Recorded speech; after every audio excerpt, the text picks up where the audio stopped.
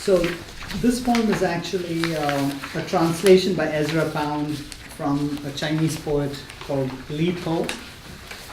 He was actually a big fan of Chinese poetry, and I think maybe one reason may be because Chinese poetry tends to be very imagist in the original, so it kind of fell in naturally with his style, which today we are talking about as modern poetry. It's one of the aspects of it. Mm-hmm. For me, this poem has a little bit of extra meaning because when I was in the 10th grade, this happened to be in our textbook. And it was taught to me by a wonderful Swiss Jesuit priest who had come all the way to India to become a teacher. And but what is interesting is the way I was taught in school and the way we are learning about poetry and ModPo, they're so different. They're complementary, so which is why I really would like to go over this with your help. We'll try and do it in Al style, assigning lines and going around. First we'll read it, right? You want to read it, Ari? So I will take up the title and maybe the first two lines, and then we'll go around 2 lines each. Okay, sure. So the river merchant's wife, a letter. While my hair was still cut straight across my forehead, I played about at the front gate pulling flowers. So obviously this is somebody who is a young Chinese woman, and she's married to a river merchant, and she's remembering the time of her marriage, even before the marriage, and the first 2 lines actually describe her as a very little child when her hair was still cut straight across her forehead, not made in the way an older woman's hair would be. And she used to just randomly play around the front gate pulling flowers, and as you'll see in the next few lines, the person she marries, the river merchant, happens to be a neighbor. So Connie, you can take that. You want to read the whole poem first? Should we do that? Yeah, right, yeah. Sure. That would give you some continuity. Yeah, actually that might, with this poem, it might actually be better that way. While my hair was still cut straight across my forehead, I played about the front gate pulling flowers. You came by on bamboo stilts playing horse. You walked about my seat playing with blue plums, and we went on living in the village of Chokan. 2 small people without dislike or suspicion. At 14, I married my lord Yu. I never laughed, being bashful. Lowering my head, I looked at the wall. Called to 1,000 times, I never looked back. At 15, I stopped scowling. I desired my dust to be mingled with yours, forever and forever and forever. Why should I climb the lookout? At 16, you departed. You went into far Kwoto N by the river of swirling eddies, and you've been gone 5 months. The monkeys make sorrowful noise overhead. You dragged your feet when you went out. By the gate now the moss has grown, the different mosses, too deep to clear them away. The leaves fall early this autumn in wind. The paired butterflies are already yellow with August over the grass in the west garden. They hurt me. I grow older. If you're coming down through the narrows of the river Kiang, please let me know beforehand, and I will come out to meet you as far as Chofusa. Wow. Nice. So again, we start with the little girl playing about the front gate. And Connie, you're taking the next couple of lines. You came by on bamboo stilts playing horse. You walked about my seat playing with blue plums. So obviously they're children at this point, right? Yes. Yeah. And yeah. And I get a visual from the blue plums, and I'm getting a picture of what are some images that that you might see in an Oriental setting. Mm-hmm. I think of blue and bamboo stilts playing horse, the children's game. Mm-hmm. You walked about my seat. I'm not sure where she's seated, but When you walk about someone's seat, it makes me think he's already interested in her, Yes. right? Oh. Right? I think he's trying to be a big man there on his stilts. And That's how I his picture it, yeah. right? That's how I Okay. picture it, yeah. Okay. That's good. Shall I continue? Yeah. And we went on living in the village of Chokan. Okay, so obviously we don't know what Chotan is, but just that, the name there gives us an impression of this village, two small people without dislike or suspicion, so they're innocent, innocent little kids, and suspicion, maybe suspicion that, their parents are setting them up, suspicion, right? And without dislike means they're at that stage where, that maybe they don't like each other, but they don't not like each other, right? These two, yeah. The scene reminds me of a novel by Pearl S. Buck, The Good Earth, which describes a Chinese village life. Right. And it's very much, just a humble village in China somewhere, and two little kids getting to know each other, something of that sort. Right. At 14, I married my Lord Yu. I never laughed, being bashful. A few weeks ago, I heard a story on NPR about Indian women in India never referring to their husband by their name. Right. And I thought of that immediately here. Now, this is China, but I bet there's a similar culture, especially as you get into a more rural setting, where she didn't marry her equal or her husband. She married her master, her this person who became everything. And whether she was happy about it or not, or just very shy, is hard for me to understand. On the next line, I never laughed, being bashful. Is she saying that she went along with a marriage, kind of like you said, maybe her parents were, this is the guy you're supposed to marry, and she did it, but she was kind of like not overjoyed about it. I don't know at that point, but I think the thing about him being her Lord really has weight when we get down towards the end of the poem and he's missing. Right. And it's like, feeling very lost. Yeah, I have a aunt that, she's been married for 35 years now, and she's always called her husband Prince Raja, and never by the first name. And it never even struck me until somebody brought it up. You always heard it. Yeah, I always heard it, yeah. His name isn't Raja, but they always called him Raja. I was about 10 when I realized my grandmother's name was not Grandma. Oh, right. Yeah, right. I never laughed being bashful. When you laugh, you're kind of at ease, right? And maybe she was not at ease in that situation, right? Also, I think she is at this point in the poem not really married in the sense. We have to wait a few lines for that to happen. Yeah. So right now she's still getting used to the idea of what is marriage, what is it about. Right. She's contractually married, but Right, I mean, it's quite possible at 14 she might have been married and still be living at home. Yes, and that would happen in child marriages in those days, right? Yeah. All right, give us some insight.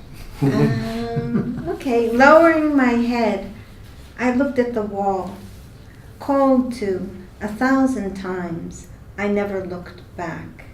I think that these two lines, I feel like they're really deepening kind of her emotional being at that time. It's one thing to say this was a child marriage. My Lord implies some subservience. There wasn't choice, or I don't know. Maybe that's a more Eastern perspective, but at any rate, Western I think that could be a universal perspective as well, right? She could say, even though that was considered normal, you could still feel that way. Yeah, but I think she's saying here that it was really quite difficult for her, and that she lowered her head, she retreated, she didn't respond. Right. I first read it that way, but after we talked about that she might still be at home, I thought about what if he's on the other side of that wall? What if he's calling to her and she's like, I may be married to you, but I'm not going to speak to you.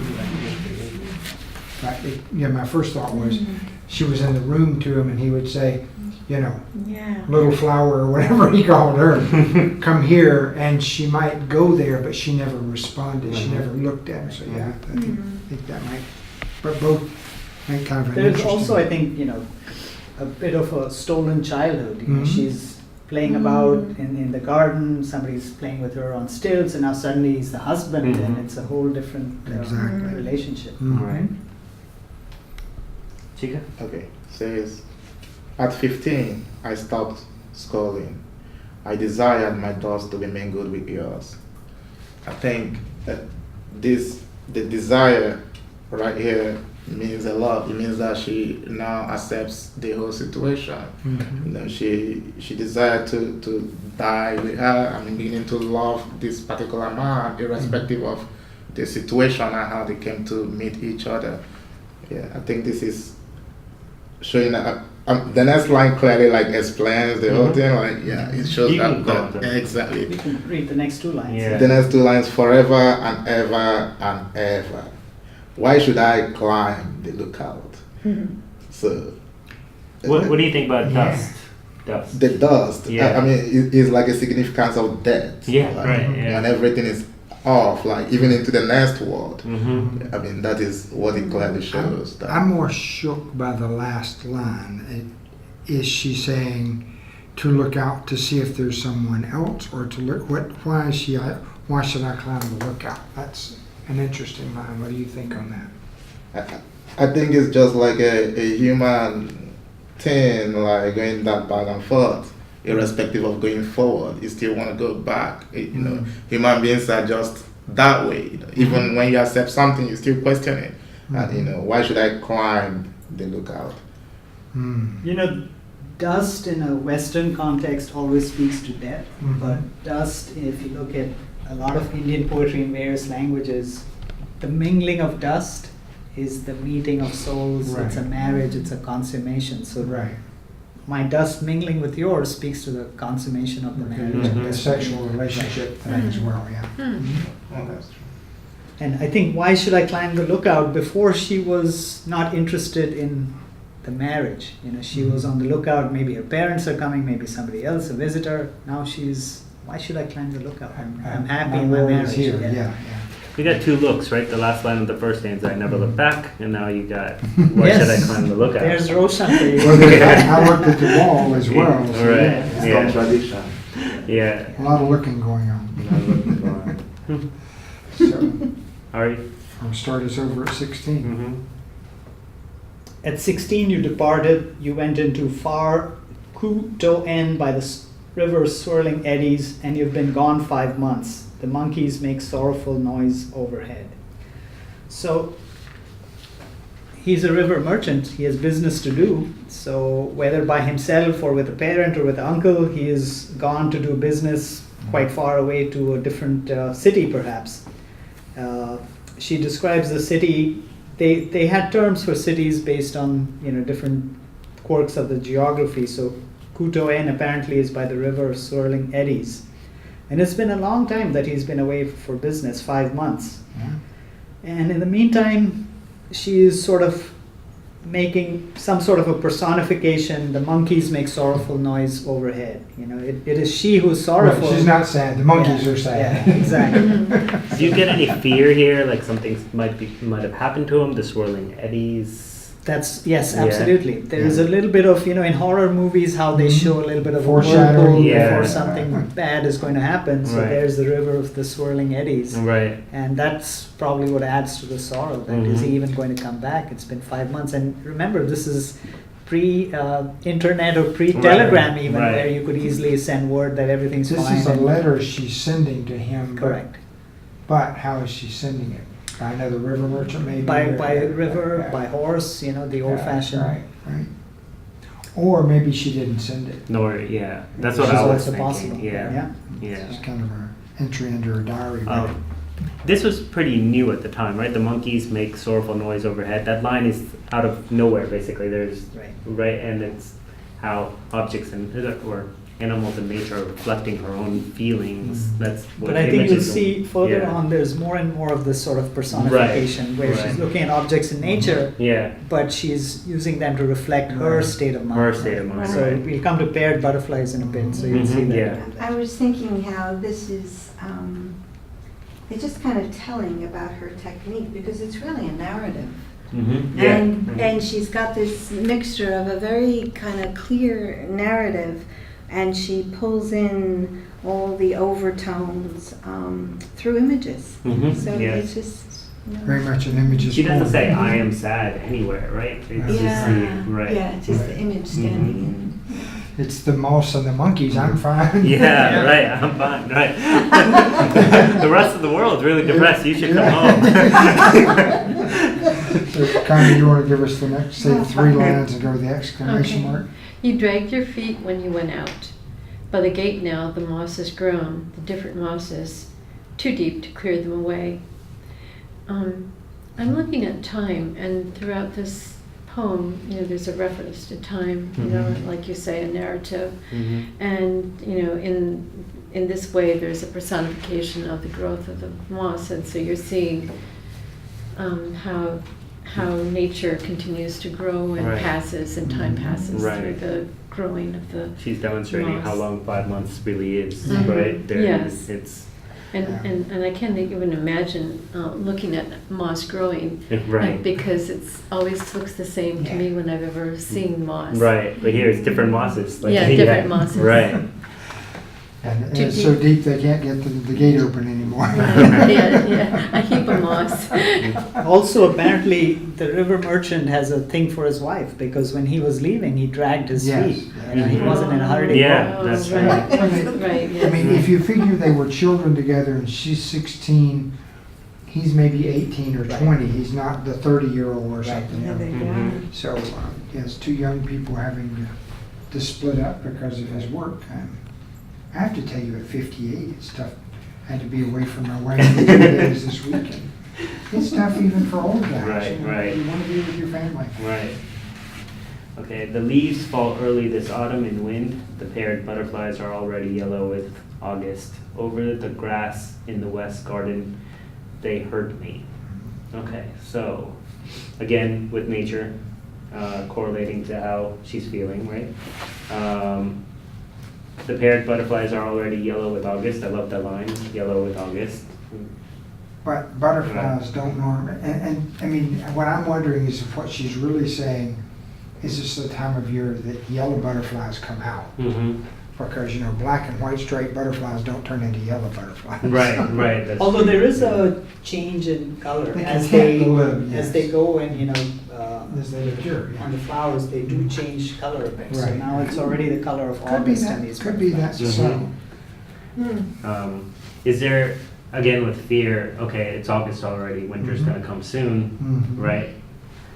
What about they hurt me? What do you guys make of who's they? Like nature? It looked like she's saying the butterflies. The if you butterflies. follow it, but that doesn't make a lot of sense to me. I'll tell you why it makes sense, because it's paired butterflies. Ah. It's Yeah, not oh, a yeah. butterfly. Yes, It's that makes a paired lot of sense. butterflies, Right. where is my part of the pair? Right. Right. So that's the reason why, yeah. Yeah. Anthony? That makes sense, okay. Oh, I got a line that's perfect for me. This is perfect for all of us, but I'm very preoccupied with it these days. It should be my line. I think I'll take that one line and let you have the next couple. You can have the last 2. I grow older, which is so funny because, like I say, now at my age, I have the perspective of what it really means to start growing older. Because I'm not old yet, but boy, I can look over the fence and it's just there. But sometimes when you're 16, 5 months seems enough like a lifetime that you've aged, you know. I'm no longer the little girl picking flowers. And all of a sudden, where's my husband? I'm growing older, are you coming home or not? Yeah. It's 2 very short sentences back to back, Mhm. right? I think those are the shortest sentences in the poem. Yeah. And it seems like she's cutting off from saying anything further. Maybe Mhm. she's Mhm. overwhelmed, right? It's some of the most introspective sentences. You know, Mhm. she's really becoming thoughtful. She's Right. focusing internally on her pain and Mhm. the fact that she's growing older, time is passing by. I really like what you said, that this Yeah. poem is about time. It If is, somebody yes, had right to on, yeah. give you a task and say, write a poem about time, Yeah. fill it with images. You know, Right. if you're really good, you'd come up with this. Right. You know, the funny thing is you go from like 5 or 6, we jump up to 14 to 15 to 16 to almost 17. And even though she lays the numbers out, it doesn't disrupt the poem. It flows so nicely. So, Right. So that, And there's two aspects to time in this. One is just the simple linear time, Mhm. but there's also the character arc of the story. Mhm. And then you start with a child, and then there's maturity, and then there's further maturity, and now she's coming to understanding. Right. Yeah, so I think that's Right. the sequence of the poem. okay. If you, So, if you are coming down through the narrows of the river Kiang, please let me know beforehand. You can finish it off. Finish it? Yeah. And I shall come out to meet you as far as Cho Fu Sa.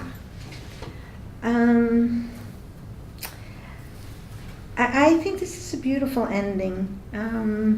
Seems kind of formal, right? Yeah, Yeah. she kind of leaves all the different stages Mhm. she's gone through and comes back to a formal, which I read, a formal statement, which I read as being respectful, Mhm. extremely respectful. Right. And She's not explicitly saying, hurry back. yeah, and I, you know, I'll be there. Yeah. I'll be there as soon Right. as I can. Right. But she's not gushing it out. Mhm. You know, Right. it's beautiful. But there's also eagerness. Yeah. There is. Yeah, and I think we said earlier maybe she wrote it for a diary, but I don't think she did. I think she She really sent- sent the letter out, and she's Yeah. saying that if you're planning to come, give me word in advance because I can come somewhere halfway or 1/3 of the way Right. to meet you. So it goes She's back so to eager. the right? narrative. right, It goes yeah, back not to gonna that. sit here Right. and wait behind my gate for you, for sure. Yeah. But I still get a really heavy overshadowing that he's not ever coming home. But we can't know that. No, we can't know that. It seems like 5 months is unusual, even though we don't know, Right, right? right. Otherwise, you wouldn't be writing this letter. I know, the Viking merchants would go out for months at a time. Mhm. So I would think that there might be a very similar thing to the Chinese river merchant, but Yeah. I like how, even though we have no idea where Chofusa is in relation to the River Kiang or you know, any wherever of he these is, points, yeah. but it kind of gets us, we kind of know she's willing to Yeah. travel a long ways, right? She's not talking about the town next door, Right. she's saying, Yeah. you know. And she does return to the danger again because she talks about the narrows. The narrows, of the right. River Mhm. King. Okay, however you say. Ezra Pound, is he English? Yeah, he was born in Wyoming. Oh, Idaho. Sorry, Idaho. I mean, I like to always look at the poem. But he did go to England. Yeah, yeah. I like to always look at the poem to see the circumstance around the poem. Well, he didn't You know, write he's this writing poem. about He didn't China. write this poem, he He translated. Oh, he But, translated but it. still, I think he put. I don't know for Yeah. sure. I think Okay. there's a lot of Well, I Ezra gotta Pound say, in here yeah, too. no, from what I can gather Yeah. about translations, and you guys speak multiple languages, maybe you have a little better shot on this than me, but you are writing a poem when you Yeah. translate a Yeah, poem, yes. because Yeah. it's, Put you a know, lot in it. it's Yeah. one thing to take a block of Right. text on how to Right. put this IKEA cabinet together. Right. Mhm. Even there's some rewriting. Sure. But yeah, so Ezra wrote it, but Ezra didn't write it. Oh, okay. Yeah. I think he was one of the few poets Okay. from that time on and even today who really focused on the Chinese poets quite a bit. So he Mhm. did ModPo. There's another poet by the name of Du Fu in Chinese who I think he also translated. In more recent times, I think Kenneth Rexroth, if I'm not mistaken, did a few Chinese translations. And if you look at a Chinese poem Mhm. and you remove the title and you put an Anglo-Saxon name on top, it'll Mhm. fit very comfortably into modern poetry. Many of them will. Really? Because Okay. they're all about creating an image. Okay. And if you look at it, how many images it Yes, is, yes. you know? Yeah. Right. And we have a translation. And he was an imagist poet. He was, I think, the Right, imagist yes, poet, if yeah. I'm not Right, mistaken. so it was a perfect fit for him. Mhm. Yeah. Yeah.